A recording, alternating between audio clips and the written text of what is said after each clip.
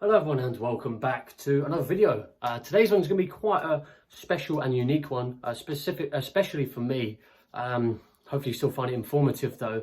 As you can tell from the title of the video, it's going to be a bit of an announcement, and then following on from that, I'm going to be talking about me and my partner's relationship, sort of how it's been affected this 6 months, sort of like things we went through, struggles, things we would have done differently, what happened in phase 1 and phase 2, sort of things I'd recommend, talking about us a little bit as well, and other bits like that. So if you're going in the RAF, or you've got a partner going in the RAF, whatever your situation is, hopefully this gives you a bit more understanding. But please do understand that I am going to be really sort of truthful with this.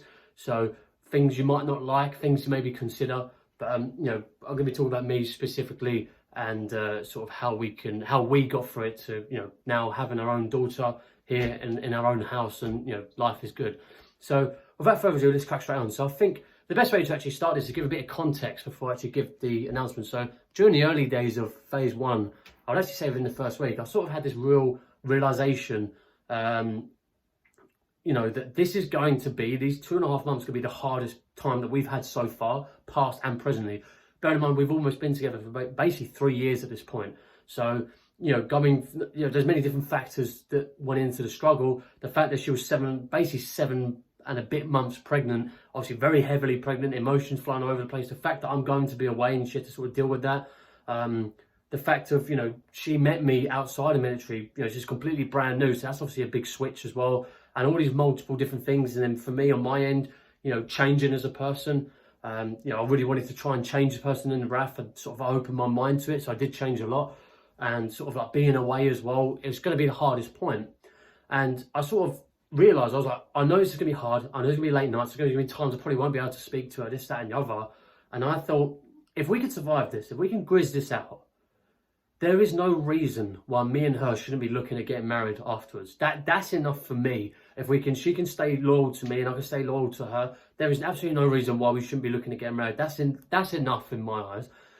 So with that in mind, guys, we are now officially engaged, okay? I know it's a bit strange. She doesn't know what my partner's name is. She's never seen her. That's because she doesn't want to go on camera. I'm still trying to convince her to come on and talk about her side of being, because I think that'd be really informative to you guys. So, keep with me on that one. I'm working at it. But, we are now, she's not my partner anymore. She's now my fiance. I'm probably still going to slip up and say my partner because I'm so used to it. I'm really, really excited and a bit happy. So I just wanted to spend the first sort of half of this video talking about sort of how we got to this point and sort of what made me wanted to pop the question. So, in this sort of modern day and age, I know marriage is maybe not as cherished or valued anymore, maybe in comparison to like 50 or 60 years ago. There's probably multiple different reasons as to why that's the case. I'm not going to get into that too much. But for me personally, it all sort of really began when I went through, again, if you follow my channel, I mentioned this briefly, I went through a bit of a rough period in my early 20s.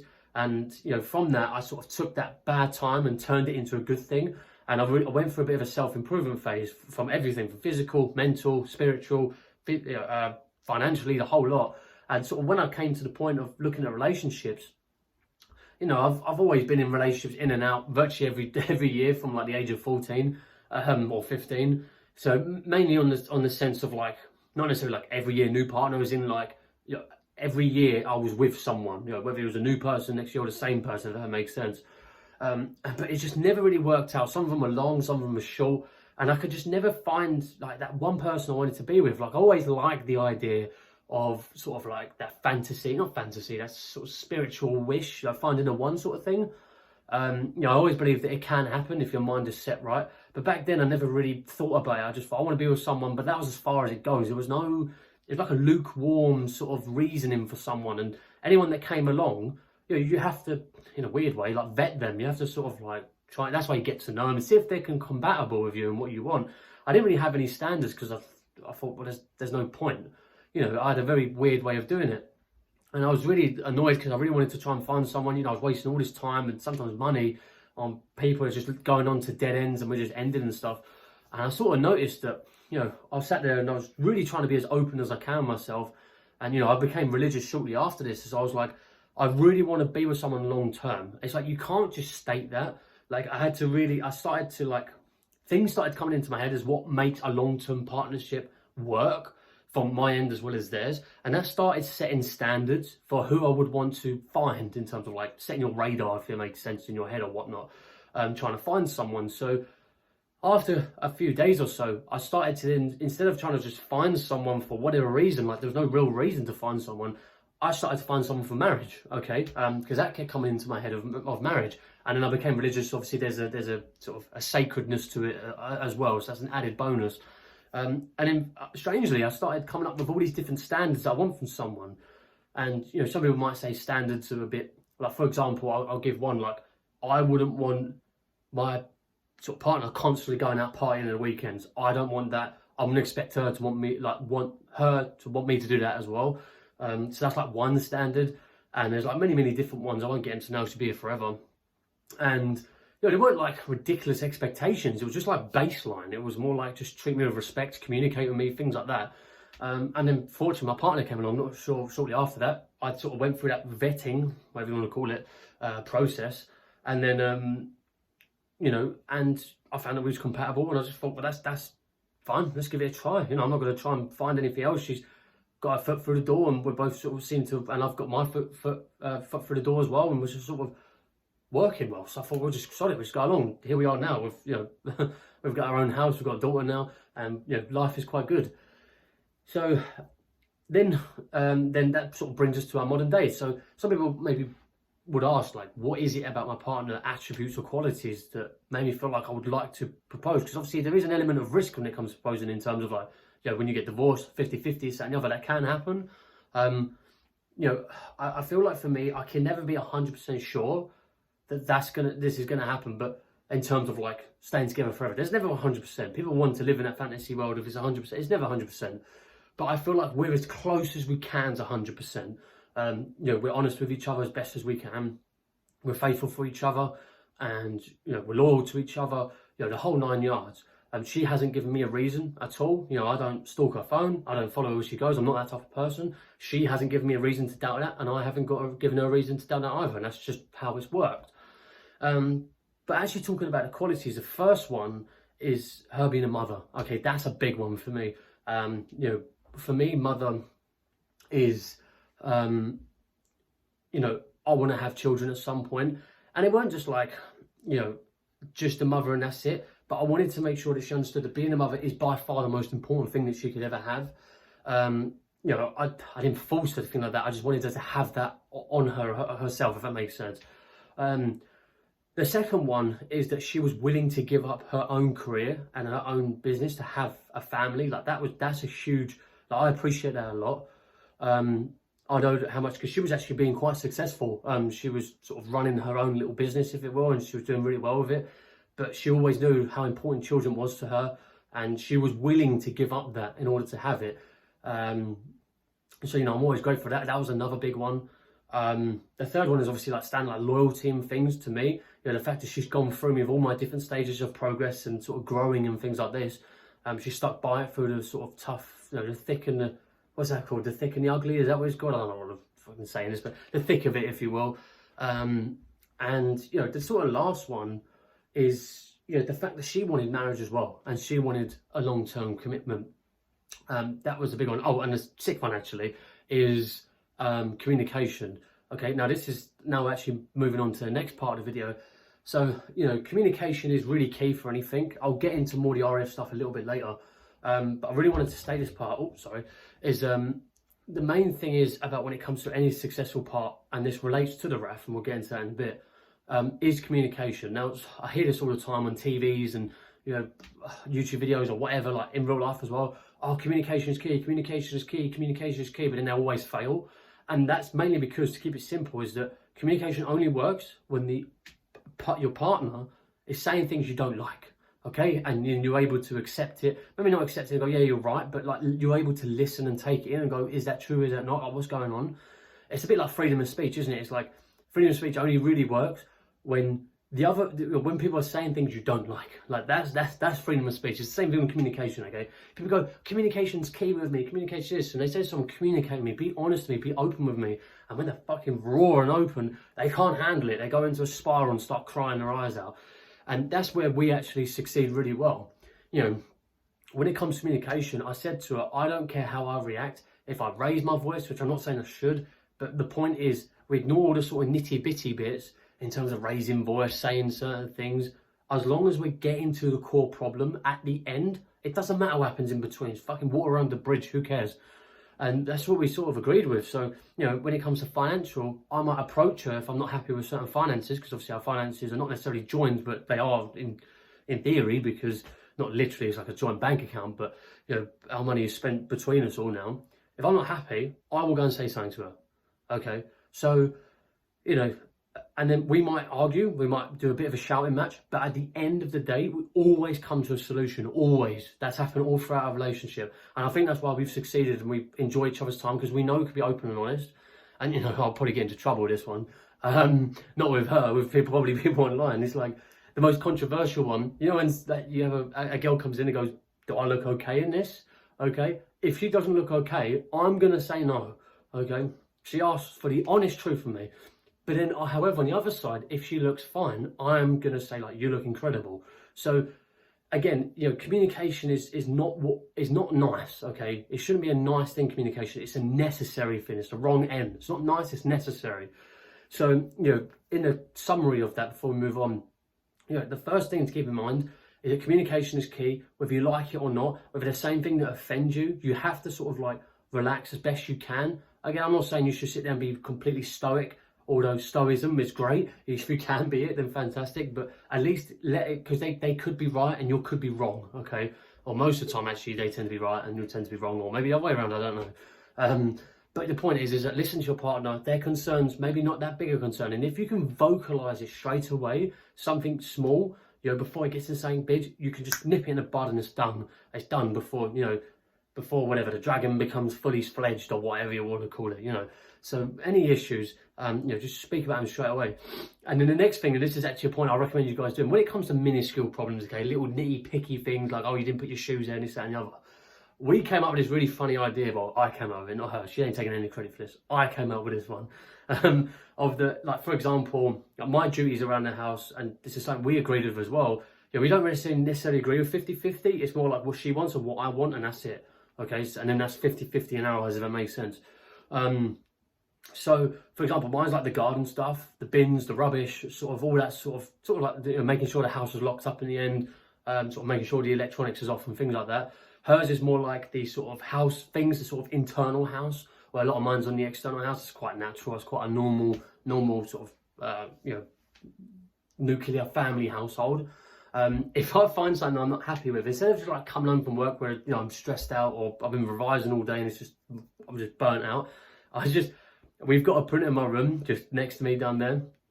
I type up a formal letter, like a full-on formal letter with like headings and footings and the whole lot. Dear, you know, the address, date, everything, and then I write proper formal paragraphs how much I don't like this certain thing happening, and then I put her name on it, like proper, like, and I sign it at the bottom, and then I put it in an envelope. I obviously close the envelope and I push it through the door, and then obviously she reads it and she finds it funny, and it just creates a sort of like laughing. You know, when it comes to serious problems, we then have that energy to deal with it because we're not sort of nitpicking on small energies, on small problems. We just make it a good laugh. Obviously, on the big problems, and there are some, then we don't sort of, you know, we have more energy and more focus to deal with it. That's just a fun way that maybe you guys could deal with that. It is quite hilarious because you just then realise how stupid your problem is and it could just be sorted straight away. So it's a good way to nip in the bud and actually have a good laugh at the same time. Okay, so now moving on to phase one, sort of what we did, what we recommend doing. So moving on to communication, that sort of takes on to phase one. The biggest thing we did was communicate. Now, every night I was talking to her on the phone for a good hour and a half. I was polishing my shoes. Obviously, there were times where if there was an inspection next morning, I said, look, I can't talk tonight. I've got to get my head down. I've really got to focus on this because I need to pass all the courses. Or I've got an exam the next day or whatever it is. I just didn't talk to her that night. I made sure all my kit's done. I got enough sleep. But then the next day, I was talking to her on the weekends. I spoke to her loads. I just kept communicating as best as I can. She spoke about how much she's struggling. I was talking about how much I was struggling. I was on the, you know, I didn't necessarily FaceTime because it wasn't a very good connection. I'm not a very FaceTime person, believe it or not. And that was the key thing. But more personally, and I feel like this is more of an individual thing between the both of us, is that we both had our reasoning to be together.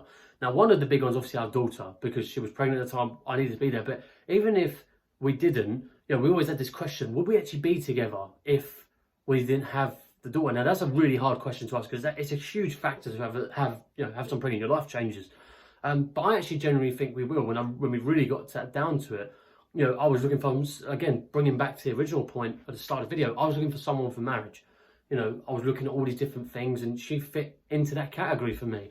And, I fit into category verse. So I don't see why, I didn't have any feeling. And I know, I wasn't really going to say this because I didn't really want it to be my place. But I feel like it is quite important to say. There's not necessarily people I know, but there were stories that went round in Horton where obviously, cheating does happen. You're away from your partner, there's girls and guys, whatever one it is, it does happen. But I didn't even have like any ounce of feeling to have that, because I was so focused on passing, because I need to get a house, this, that and the other. And then also because I knew what I signed up for when I got with her. I knew what I was committing to. So, and then the beauty of that is because I'm not, again, I feel like when people try and seek that out and stuff, it's just, you don't really I was actually enjoying the time with the guys and was having a laugh. It just sort of got rid of all that desire to be with someone and this person ain't, all that other nonsense.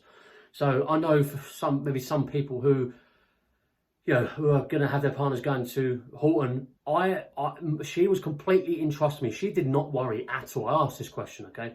She didn't worry at all. Now, I am 26. I'm not young, okay? Maybe if you're 60 or whatever, I am young. But in terms of like people who are going in, I've gone past those stages. But, she had full trust in me and not even an ounce of worry that I was going to go and do this, that and the other thing and all the dirty and all that other stuff. Because I proved to her that I wanted to be with her, and that was all true. And again, that all links into one. So, I know for some people they might be wanting the sort of golden key and the secrets. The reality is communication and your fucking reasoning and wanting to be with that person. Okay, you're gonna find that maybe, that's what I say. That hard time, and right in the beginning, I was like, if we can both get through this, and I was saying like, if we both want to be together, go for we're gonna both basically tear ourselves up and sort of build ourselves back up. If we're going to say that, then that's true. Like, that's all real, and it happened, and we're even stronger now than we have been. So that's enough. That I said that was fucking enough for me. Like, this is someone I want to spend the rest of my life with. So it was a struggle, okay, being in terms of like being away from each other and that. But the fact that we had communication and we knew what we was getting ourselves into, and we knew that the consequences, because we wanted to have someone for marriage, and I was religious as well, so there's a what's that word? There's a consequence to actually going off and doing that. It all just rejected. It all just like got rid of all of it, and it was just completely focused on passing the course, getting out of it, getting in a house with myself, and that's all I cared about. So yeah, that's really all I can do, and then.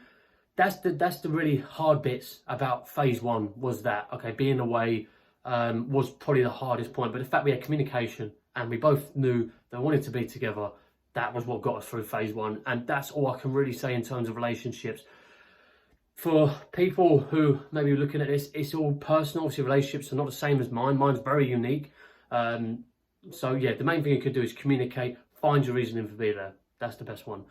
So moving on to phase two, what was that like? So phase two is obviously a bit different. Unfortunately, I had a really juicy time off between phase one and phase two, about 3.5 weeks. So I spent a lot of time with them. Obviously, being a new dad, had his own thing. Obviously, it changes women and it does with guys. And I wasn't going to talk about this in this video because there's more relationships between my partner and my fiance, and me. I want to talk about these child things maybe in another video a little bit later down the line. But I found myself struggling. I found myself not really used to having a child, and obviously when you're a mum, obviously she told me it's sort of natural for her. I had to learn a lot of this stuff, and that obviously had affected our relationship as well. But we, again, similar to what I said in the beginning about communication, we knew what we both wanted, and it was just an obstacle, and we had to chip away at it and get rid of it. And we did. We didn't set a time limit on it. We don't set sort of like we have to do this, that, and the other thing. It's just, we'll get through it. Okay, when I say we didn't set certain things, you might recommend certain things, as in like, I feel like you should do this, that, and the other thing. But the end goal was to fix that issue, and that's what we did. And it's the same thing of going into phase 2 and moved our house. Phase 2 wasn't too bad because I could go home at the weekends. Obviously, it was difficult because I lived obviously in London. Fortunately, because we had a child, we can get our own house. But there was a good month or so being in phase 2 where, I was still at the block. So we then decided that, okay, what I'm going to do is I'm going to, every 2 weeks, because it's too expensive to drive back, I'm going to go home and spend a weekend with them. Before she only did that like once, and then I was able to have a house. So I was extremely fortunate, and unfortunately I can't really obviously talk about that other than that too much, because my course is 9 months, some people it's 18 months, and they won't ever have that house. So unfortunately I can't really give too much advice. But again, I think it's very similar to the first one. You have your reason to be together, that's the priority, and communication, making sure that you talk to each other. But other than that, guys, that's going to be the end of the video.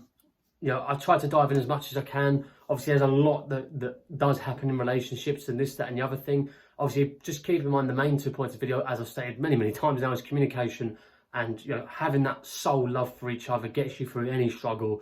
I didn't design this video to try and scare people off or anything. I just want to be realistic as possible with you guys, because relationships is no joke. It's not something to be toyed around with.